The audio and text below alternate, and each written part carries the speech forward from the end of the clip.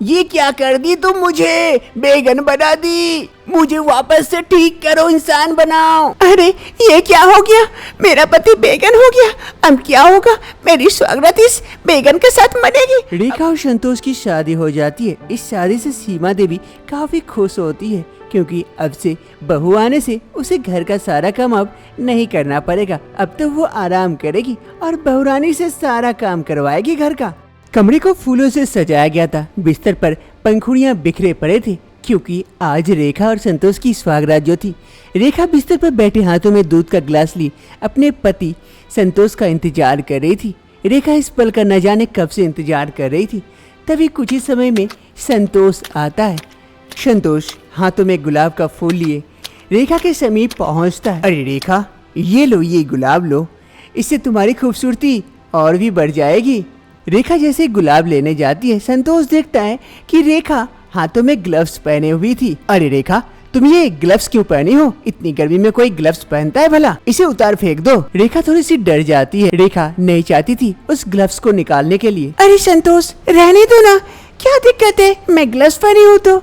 संतोष को रेखा पर थोड़ी थोड़ी डाउट होने लगती है। अरे रेखा, कहीं तुम्हारे हाथ जले हुए या कुछ अजीब नहीं ना है जिस कारण तुम ग्लव्स पहनी हुई हो? अरे नहीं संतोष, ऐसी कोई बात नहीं है, कोई अन्य बात है जिस कारण मैं ग्लव्स पहनती हूँ। क्या बात है, मुझे बताओ। रेखा कोई भी बात संतोष को अभी नहीं बताना चाहती थी। रेखा मनी मन सोचती, अरे वो समय तो काफी दिन बीत गया, लगता है अब असर नहीं होगा। मैं ग्लव्स निकाल देती हूँ, नहीं तो संतोष की शक और ज्यादा बढ़ जाएगी। फिर रेखा अपने ग्लव्स निकाल देती है और हाथ दिखाते हुए कहती है, लो ये देख लो संतोष, मेरे हाथ एकदम सीधे साधे और खूबसूरत हैं। अरे इतने खूबसूरत हाथों को छुपा के क्यों रखी थी? ये लो, ये गुलाब कबूल करो। रेखा भी काफी खुश हो जाती है और जैसे ही संतोष से गुलाब लेने जाती है, रेखा की हाथ संतोष के हाथों को छू जाती है और छूने से ही संतोष के शरीर में अजीब सी हलचल होने लगती है और देखते ही देखते संतोष एक बैगन में परिणत हो जाता है। अरे रेखा, ये क्या कर दी तुम, मुझे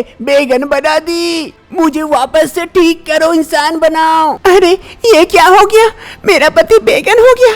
अब क्या होगा, मेरी स्वागत इस बेगन के साथ मनेगी। अब मैं क्या करूं? मैं इसीलिए कह रही थी कि मैं हाथों को नहीं खोलती हूँ, ग्लव्स में ही रहने दो, लेकिन आपने ही जिद की, अब हो गया ना सत्यानाश। क्या रेखा इस बेगन के साथ स्वागत मनाएगी? आखिर रेखा के छूते ही उसका पति बेगन में कैसे बदल जाता है, जानने के लिए कुछ समय पहले चलते हैं। कुछ समय पहले की बात है। एक तपस्वी अपने कुटीर के बाहर बैठकर तपस्या कर रहे थे। उसके तपस्या के जोर से एक बेगन का पेड़ उगा था। ये देखकर वो तपस्वी काफी खुश हो जाते हैं। अरे ऊपर वाले ने मेरी सुन ली और मेरी तपस्या सिद्ध होने लगी है। इस बेगन के पेड़ से बेगन भी उग गए हैं। 3 बेगन हुए हैं और 1 बेगन होने से मेरी तपस्या पूरी हो जाएगी। फिर मैं उस बेगन को खाकर सिद्ध हो जाऊंगा। फिर मैं जो चाहूंगा वो कर सकता हूँ। फिर वो तपस्वी तपस्या में बैठ जाते हैं। तभी उसी रास्ते से रेखा और छुटकी जा रही होती है। तभी उनकी नजर उस तपस्वी पर पड़ती है। अरे छुटकी, वो देख, तपस्या कर रहे हैं। अरे हाँ दीदी, ये बहुत खतरनाक लोग होते हैं। इनकी तपस्या भंग करने से ये लोग श्राप दे देते हैं। चलिए चलिए, हम लोग जल्दी से यहाँ से चले जाते हैं। क्या छुटकी, पुरानी बातें लेकर पड़ गई? तपस्या भंग होने से श्राप दे देते हैं? ऐसा कुछ नहीं है। वो वहाँ पर मेडिटेशन कर रहे हैं, आराम से ध्यान मग्न है। अरे छुटकी, वो देख, उनके बगल में बेगन का पेड़ और कितने ताजे ताजे बेगन भी लगे हैं। चल तोड़ के लेके जाते, माँ तो खुश हो जाएगी इतने ताजे बेगन की सब्जी बनाकर। नहीं नहीं, मैं नहीं जाती, तुम जाओ दीदी। ठीक है, मैं जाती हूँ, तू यहीं रुक, अभी बेगन लेके आती हूँ। फिर छुटकी वहीं पर रुकी रहती है और रेखा जाती है बेगन तोड़ने के लिए। वहाँ जाकर जैसे ही एक बेगन तोड़ती है, वो जादुई बेगन टूटते ही उस साधु की तपस्या भंग हो जाती है और वो काफी गुस्सा कर रेखा की तरफ देखने लगते हैं। अरे दुष्ट लड़की, तुमने मेरी तपस्या भंग कर दी। अरे साधु बाबा, मैंने क्या किया? मैंने तो एक बेगन तोड़ी हूँ, मैंने आपकी तपस्या कहाँ भंग की? अरे दुष्ट लड़की, तुझे पता नहीं है, ये जादुई बेगन है। मेरी तपस्या के तेज से पैदा हुआ था ये पेड़ और उसमें से बेगन आए थे। एक बेगन और आने से मेरी तपस्या पूरी हो जाती, लेकिन तुमने उस बेगन को तोड़कर मेरी बरसों की तपस्या एक पल में ही नष्ट कर दी। जिस प्रकार से मुझे इस तपस्या को करने के लिए फिर से बरसों लग जाएंगे, उसी प्रकार से अब तू किसी भी इंसान को छुएगी वो बेगन में बदल जाएगा। ये मेरा श्राप है। क्या बकवास कर रहे हैं साधु बाबा, कुछ भी बोल रहे हैं? कोई बैगन में बदल जा सकता है क्या मुझे छूने से? तुझे जल्द ही विश्वास हो जाएगा। रेखा को उस साधु बाबा की बातों पर विश्वास नहीं होता है और वो वहाँ से जाने लगती है। चल चुटकी, चलते हैं, यहाँ पर बहुत ढोंगी साधु आ गए हैं। फिर जैसे ही रेखा छुटकी को छूती है, अजीब सा चमत्कार होता है और छुटकी देखते ही देखते एक बेगन में बदल जाती है। अरे ये क्या हो गया? छुटकी, छुटकी तू बेगन में बदल गई। छुटकी, छुटकी। साधु बाबा हमें माफ कर दीजिए, हमसे गलती हो गई, मैंने आप पर विश्वास नहीं किया। आप इस छुटकी को फिर से वापस इंसान बना दीजिए। मैं अपना श्राप वापस नहीं ले सकता। अब ये लड़की बेगन बनी रहेगी पूरे 1 साल तक। 1 साल बाद ही ये वापस से इंसान हो पाएगी, तब तक इसे संभाल के रख देना। साधु बाबा, तो क्या मैं अपने हाथों को काट के फेंक दूं? जिससे भी छूऊंगी वो बैगन बन जाएगा, तो फिर मैं कैसे जीऊंगी? मेरा श्राप तभी काम करेगा जब तू किसी इंसान को नंगे हाथों से छुएगी। अगर तू हाथों में कुछ पहन लेती है तो मेरा श्राप काम नहीं करेगा। ये कहते हुए साधु बाबा वापस से तपस्या में बैठ जाते हैं और इधर रेखा छुटकी यानी जो बेगन बन चुकी थी उसे लेकर वहाँ से आ जाती है। अब से रेखा अपने पति बेगन को हमेशा अपने साथ रखती है। वो दूसरी सुबह रसोई में रेखा आई थी सब्जी बनाने के लिए, तभी उसकी सास वहाँ पहुँचती है। अरे बहू, बहू क्या बना रही हो? माँ जी वो मिक्स सब्जी बनाऊंगी इसीलिए सब्जियाँ काट रही थी। अरे बहू वो देख क्या चढ़ाई है, वो जल जाएगा, ला तब तक मैं सब्जियाँ काट देती हूँ। ठीक है माँ जी। फिर रेखा जाती है दूसरी तरफ सब्जी देखने के लिए और इधर रेखा की सास सीमा देवी सब्जियां काटने के लिए सामने आ जाती है।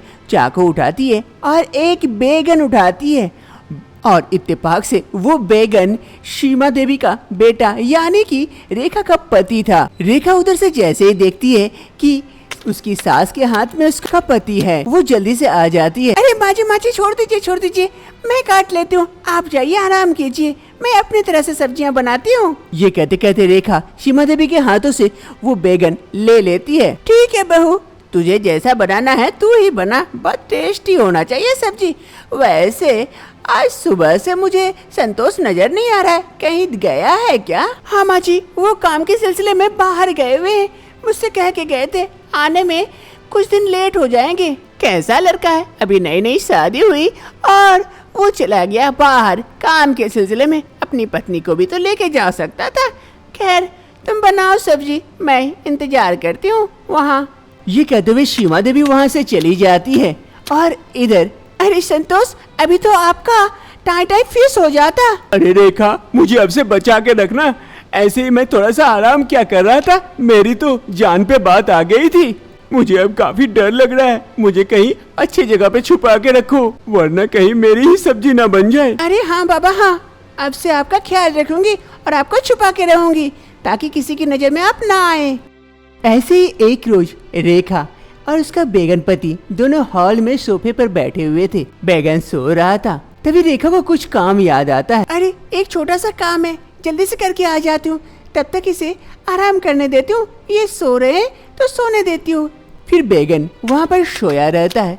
रेखा वहाँ से उठकर जाती है अपना काम निपटाने के लिए, तभी रेखा की सास वहाँ पर आ जाती है। अरे काफी थक गई हूँ, यहीं बैठ जाती हूँ थोड़ी देर, वैसे भी काफी गैस भी बन गया है लगता है। सीमा देवी जाकर सोफे में बैठ जाती है बेगन के बगल में। बेगन को पता नहीं चलता है और रेखा भी तब तक नहीं आई थी। तभी सीमा देवी को जोरदार पाद आती है। सीमा देवी जोरदार पाद मारती है। पाद इतनी जोर थी कि उस हवा के बेग से बेगन उड़ जाता है। ओ मम्मी बचाओ! बेगन जाके दूर गिरता है। बेगन की सारी नींद खुल चुकी थी, वो जल्दी जल्दी से वहाँ से दौड़ कर भागने लगता है। तभी वहाँ पर रेखा आ जाती है रेखा बैगन को इधर उधर ढूंढती है लेकिन नजर नहीं आता है। बैगन रेखा को देखकर जल्दी से उसकी साड़ी पकड़कर ऊपर चढ़ने लगता है और जाकर कंधे पर बैठ जाता है। अरे रेखा जल्दी से चलो, यहाँ मेरे जान को खतरा है। हाँ हाँ जा रही हूँ। आपको नीचे उतरने की क्या आवश्यकता थी? अरे मैं उतरा नहीं, उड़ा के फेंक दिया गया हूँ। लेकिन कैसे उड़े आप? अरे बाद में बताऊंगा, पहले चलो यहाँ से। फिर रेखा और बैगन वहाँ से चले आते हैं। धीरे धीरे समय बीतने के साथ साथ पूरे 1 साल बीत जाते हैं। आज रेखा और संतोष की शादी की एनिवर्सरी थी। अरे ढिंका चिका ढिंका चिका ढिंका चिका ढिंका चिका ए ए ए ए ओ ओ ओ। अरे ढिंका चिका ढिंका चिका ढिंका चिका ढिंका चिका। अरे आप नाच क्यों रहे हैं? अरे हमारे शादी को 1 साल पूरे हो गए हैं। तो इसमें नाचने की क्या बात है? आप 1 साल से बैगन हुए पड़े हुए हैं। अरे हाँ, इसी बात की तो खुशी है। आज 1 साल पूरे हो गए और तुम कही थी 1 साल पूरे होने पर मैं फिर से इंसान बन जाऊंगा। आज मैं फिर से इंसान बनूंगा। अरे हाँ, मैं तो भूल ही गई थी। हम इंतजार करते हैं आपके इंसान बनने का, फिर हम केक काटेंगे और सालगिरह मनाएंगे। फिर रेखा और संतोष दोनों इंतजार करने लगते हैं कि कब रेखा का बैगन पति इंसान बनेगा। फिर कुछ ही समय में अचानक से कुछ अजीब होता है और बैगन फिर से इंसान में बदल जाता है। अरे रेखा देखो देखो, मैं इंसान बन गया। हाँ संतोष, आप इंसान बन गए फिर से, देख के बड़ी खुशी हुई। चलिए केक काटते हैं और इस सालगिरह को मनाते हैं। फिर रेखा और संतोष दोनों मिलकर केक कटिंग करते हैं और एक दूसरे को खिलाने जाते हैं। तभी संतोष कहता है, अरे अरे रुको रुको, पहले ग्लव्स अच्छे से पहनी हो ना, वरना मैं फिर से बैगन बन जाऊंगा 1 साल के लिए। हाँ बाबा हाँ, अच्छे से पहनी हूँ। अब तो लग रहा है इन हाथों को लेमिनेशन करा लेना पड़ेगा मुझे। फिर संतोष और रेखा एक दूसरे को केक खिलाते हैं और आगे की जिंदगी खुशी खुशी बिताते हैं।